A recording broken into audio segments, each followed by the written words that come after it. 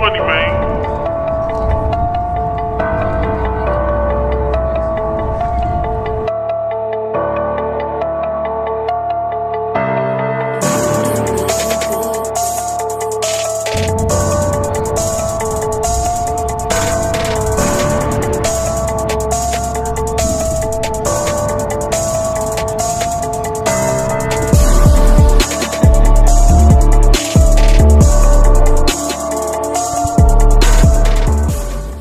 Good. Matt Clark here at the new Matt Clark. How are each and every one of you doing on this amazing Saturday? I'm doing great. My girl's doing great. My family's doing great. I hope each and every one of you are doing great through these crazy, chaotic times. I went to the dentist today. It was one person in the office. Man, this COVID stuff's ramping back up. So if you could please hit that like button, that subscribe button, and that bell notification button so you get all these videos when they're new. If you could share with somebody on social media, help spread the message, help spread the word, that would be amazing. And there's a PayPal option if you would like to donate, help, and support the channel. So let's talk about burning bridges. We all come across opportunities in our life. For the most part, there's rare exceptions to that. When you're living in the addiction lifestyle or the criminal lifestyle, we tend to take things for granted and can burn a lot of bridges. Let me tell you a funny story about staying over at my brother's house, okay? So I was living in the trap. This was just before I got arrested, and the trap was nuts. Now, it was a high-end trap. Hardwood floor, leather couches, food in the fridge, beer in the fridge. Go to the back rooms. Don't trip on a needle. You may fall, you may slip, and you may get stuck because it was grody like that back there. You just wouldn't see it in the front. Anyways, I remember one night, the two people that I lived with, who were the dealers, were in psychosis, and I was trying to get dope, but I couldn't out of them. It was impossible because they were losing. So I was waiting downstairs in a different apartment for a dealer to come by so I could grab some dope. And in the meantime, water starts running down from the ceiling, down the walls, and eventually the plaster's coming off. So I run upstairs, and the person who I'm living with, the dealer, who's the girl, is half naked in the bathtub, speaking in tongues, literally, like literally out of her mind. You could hear it from the streets. It's a miracle that the feds didn't show up. And I just remember thinking to myself, I need to get out of here. I go into the room and I talk to her, man. I say, bro, you gotta, yeah. He's in emotions, crying. It's all my fault. This is what can happen when you're on dope. You lose it.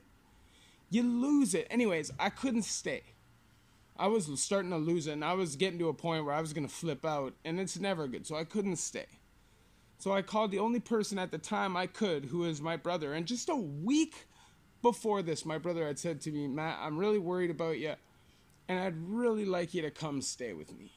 You know, we know that things are tough, but if you could just get on methadone or get on Suboxone, get a little part-time job. You can come stay with us. It's out in the country. Get away from this. And I was like, yeah, man, straight up, dog. Thanks for the opportunity, bro. Talking the talk, but never walking the walk. And I felt like at the time I intended to go there, but I don't think I ever really did.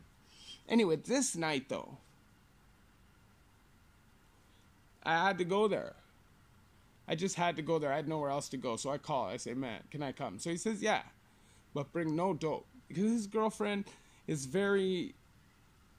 she's very serious about stuff like that. And it was just, you know, just not the right thing for me to do. So I originally had 3.5 points. I had done 1 point. And just before I got there, I smashed the other 2.5 points. I walk into the house, grab this huge bowl of Halloween candy, which they had bought for kids. But kids didn't really show up. So I smashed this whole bowl of Halloween candy. Literally talked to nobody. All in the shadows of darkness. And in the morning, straight avoidance. And, you know, when you care about someone, and somebody's basically a member of your family, who my sister-in-law is, there's shame involved. So all the next day I was hiding. I basically didn't want her to see me, and that tripped her out, made her feel like I was doing dope. And then came the deuce. I'm telling you, man. I took the most painful dose of my entire life in that house. It was like a watermelon. I'm telling you, it was unbelievably painful. And if just for that reason alone, don't do heroin. I'm telling you, once you start getting constipated, it can be crazy. It can be really rough and painful. And I'm telling you, that night, I felt like, or that morning, I felt like maybe I might die because of this deuce. Like, this deuce literally might kill me. I'm in the bathroom for like an hour trying to get it out of me. I'm telling you, at one point it was so bad I was trying to push it back in. To be dead honest, I was trying to push it back in and get out of there and just not, stop embarrassing myself, but it wasn't happening. It wasn't possible. And eventually just gonna bite down. And when I left, it turns out that she was very intimidated by my presence. She was scared by my presence, scared by the fact that I was high in her house, and I was no longer welcome to move in there. Now, I understand that they should have known my situation. Obviously, I'm going to be high sometimes. I'm in recovery, but it wasn't about me being high. It was about how I was behaving because I was high. When you're deep into coke and heroin addiction, it takes over not only your soul, your mind, your spirit. It just takes you over 100%. You become a different person. It is literally like you're possessed by the dope. Now, anytime a family member tells me that they're scared of me, it's crushing. Like one time back in the day, I flipped out and punched the fridge in my house, and my mom called my dad and said, I'm scared that Matt might go crazy. And that's crushing to me.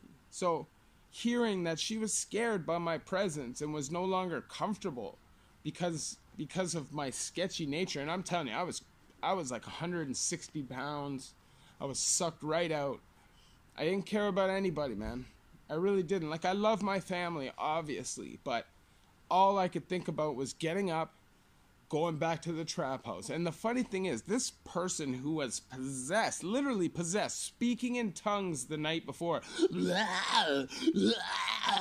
is sitting on the couch. You're like, what up, homie? Where you been, dog?